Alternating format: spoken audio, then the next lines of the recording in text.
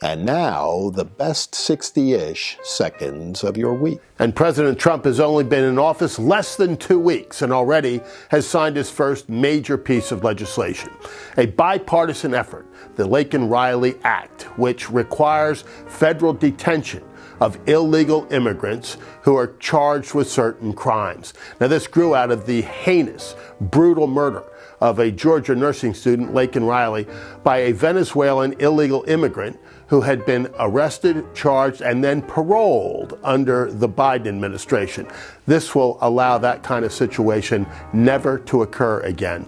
And it's proof that this administration is off to a flying start, getting things done quickly. Again, with bipartisan support across the Congress to get an actual piece of legislation turned into law. And on the illegal immigration front, an awful lot continues to happen with the new administration.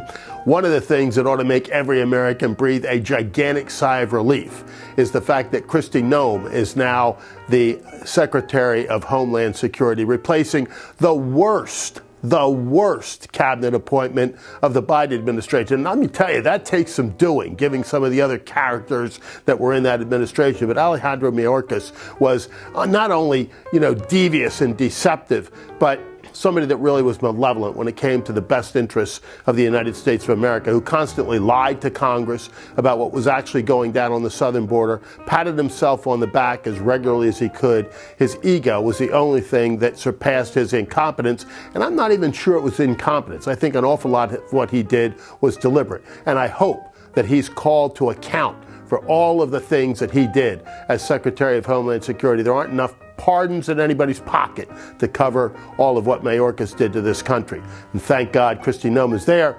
interestingly, already out on the front lines of taking care of the illegal immigration problem, particularly with violent criminals here in our country who came here illegally. And once again, those of us who came here legally are the most vocal critics of illegal immigration. And down at the southern border already, they're slowing down the flow of intake to a trickle.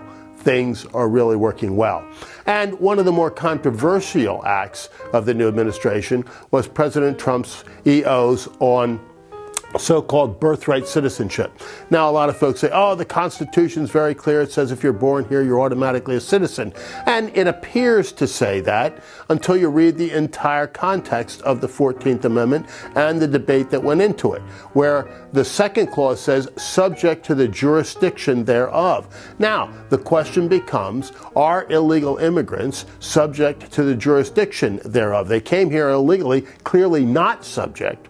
But I think that there is a case to be made for folks who came here with the express purpose of not only coming illegally, but to have a child on American soil so that he or she becomes an American citizen. I'd love to argue that case before the Supreme Court of the U.S., because I think it simply boils down to, are those individuals entitled to any constitutional protection? There may be a whole lot of other factors for folks who were here for other reasons, foreign nationals, etc., and had children here. But it seems to me that the question of folks who came here deliberately and for the purpose of having a child here are in a different category altogether. And of course, at the end, we always mention those who have tragically left us during the previous week. And how could we possibly not talk about for just a moment the horrific accident that occurred over the Potomac River on Wednesday night? The entire world is talking about it, and there doesn't seem to be much that can really be added other than to say that our hearts, our prayers, our thoughts go out to those families who lost folks in that tragic accident. May it never, ever happen again. And for now, that is the best 60-ish seconds of your week.